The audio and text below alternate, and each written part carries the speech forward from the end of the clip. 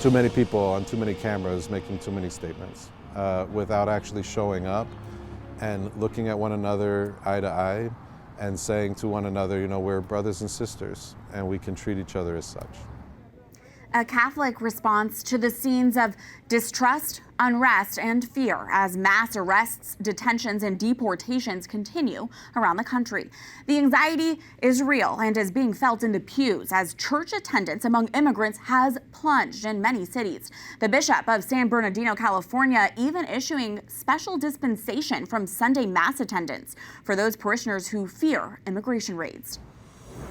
What is the best balance between keeping our country, our borders, and our communities safe, enforcing our immigration laws, and treating immigrants, especially non-criminal immigrants, with humanity, dignity, and compassion, as we are taught to by our Catholic faith? That is the debate as ICE agents aggressively continue mass deportation efforts and raids and arrests throughout the U.S.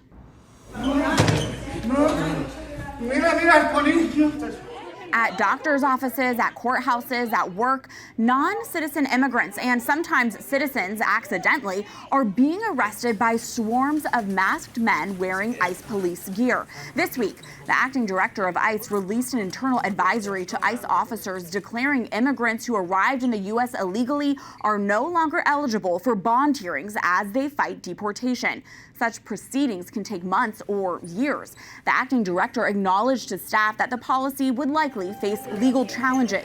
Immigration lawyers say the Trump administration is expanding a legal standard typically used to hold recent arrivals at the U.S.-Mexico border to a much broader group, to include immigrants who have lived in the United States for decades.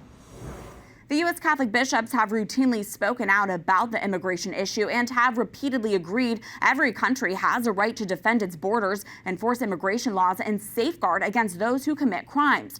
But for decades, they have also called on Congress to reform a broken immigration system that does not adequately address legitimate motivations people have for migrating to the United States or recognize the contributions of immigrants to our society. And in this current climate of mass deportations, the U.S. Conference of Catholic Bishops released a statement earlier this year urging enforcement to be targeted, proportional, and humane. They write, enforcement measures should focus on those who present genuine risks and dangers to society, particularly efforts to reduce gang activity, stem the flow of drugs, and end human trafficking. Just enforcement also requires limiting the use of detention. Military personnel, resources, and tactics should not be used in immigration enforcement. Deportations and other enforcement actions should always be carried out with due regard for families, community ties, and religious liberty interests. In the meantime, the Pentagon this week ended the deployment of 2,000 California National Guard troops the Trump administration had ordered to Los Angeles to help deal with protests sparked by the immigration crackdown. It's not immediately clear what prompted the end of the deployment. 2,000 more guardsmen remain, and the Pentagon has not said when they will be able to go home. A Pentagon spokesman said, thanks to our troops, lawlessness in Los Angeles is subsiding. California Governor Gavin Newsom called their deployment unnecessary, unlawful, and political theater. As the political back and forth over Trump's immigration enforcement continues, bishops and clergy are calling for immigration reform while reaching out to members of their flock who are directly impacted. Montse Alvarado reports. The plazas, the sidewalks should be filled with ice cream vendors and children doing their thing in the park, and we don't see that. For most of Los Angeles, it's business as usual. But in the largely Hispanic neighborhood of Boyle Heights, a still quiet prevails. Out of fear of deportation, many stay in their homes. Father Brendan Bussey, pastor at Dolores Mission Church, says intensified activity from immigration and customs enforcement has deeply shaken the flock he serves. We've received calls here at the parish, Father, I'm not sure if our family feels safe coming to Mass. So it's affected everybody. President Trump has emphasized enforcement and deportation of immigrants since his second term began. But the issue came to a tipping point in early June when ICE arrests at local Home Depots and LA's Fashion District sparked intense protests between civilians and police. That's when the president called in thousands of California National Guard troops and a smaller group of active duty Marines stationed in California. Amid that unrest, Father Bussey wanted to bring peace. On June 10th, in downtown's Grant Park, he and other faith leaders gathered together for peaceful prayer and song. Then he led a procession to the federal building, one of the main protest sites. And we walked between protesters and National Guardsmen in a moment that was very tense. And we brought into that place a spirit of peace. One of the speakers at the service was Archbishop Jose Gomez, who has repeatedly called for action on immigration reform. Que tenga mucha paz. Be at peace, and that we are working to establish migration reform, so that all who are here to work, to help their families, to help this country, can figure out their situation. Though protests have died down, immigration raids continue. Just last week, ICE agents conducted operations at 2 Southern California legal cannabis farms.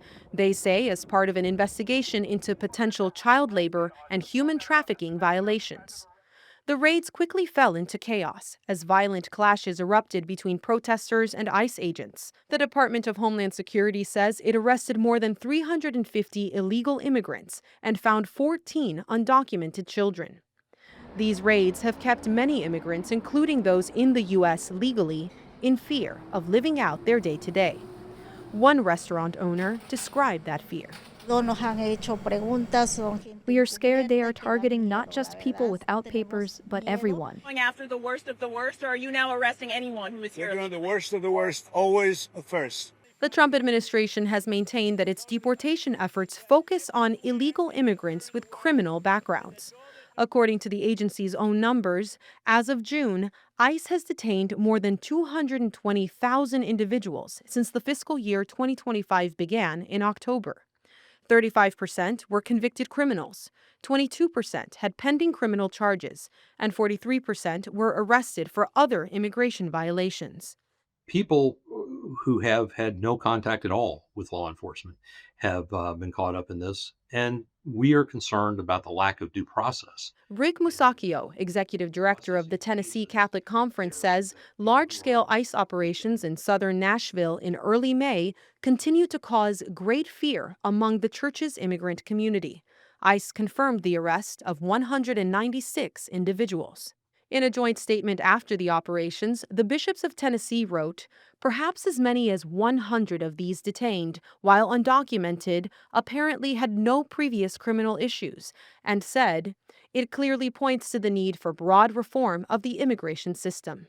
In response to the fear surrounding the raids, Nashville Bishop Mark Spalding clarified in an announcement that while churches remain open, no Catholic is obligated to attend Mass on Sunday if doing so puts their safety at risk. They are fearful of coming to church because these apprehensions are taking place in public areas. In a similar effort last week, Bishop Alberto Rojas granted a rare dispensation of the Sunday Mass obligation for those who fear arrest in the Diocese of San Bernardino, California. John Andrews, the diocese communications director, explains that the majority Hispanic diocese has been gripped with fear since Southern California became the epicenter of intensified ICE operations. Since the raids began, attendance of our Spanish language masses in the diocese has been down probably 50% on average. He says the diocese is aware of 2 ICE raids that took place on parish property on June 20th, including the arrest of a parishioner of Our Lady of Lourdes in Montclair. A man who was doing landscaping work on the parish property was taken into custody there, arrested, and we understand was later taken to an immigration detention facility in Texas. In a statement to our sister news service, the Catholic News Agency, about the dispensation, Bishop Rojas wrote, "I want our immigrant communities to know that their church stands with them and walks with them through this trying time." In downtown Detroit this week, another show of support for immigrants. On Monday, the city's archbishop, clergy, and lay people from various faith backgrounds marched in a solemn procession from a Catholic church to an ICE regional field office. The march was organized by Strangers No Longer, a Catholic organization that advocates for immigrants. Father David Bursmeyer, the group's chaplain, attempted to deliver a letter to the office detailing concerns over ICE's immigration operations, but was refused at the door. I think that the Latinos, that they are growing in this country, especially in the Catholic community. As nuncio and representative of the Pope, sometimes I feel the need to cry out against the face of this injustice. Cardinal Christophe Pierre, Apostolic Nuncio to the United States, shares his brother bishop's concerns over immigration. He shared those concerns with the Holy Father. We can't accept that there is injustice. I think that we, the social dimension, the deep dimension of our faith, is the fight against injustice. That's what Jesus tells us all the time. And local pastors, too, are ready to support their immigrant brothers and sisters.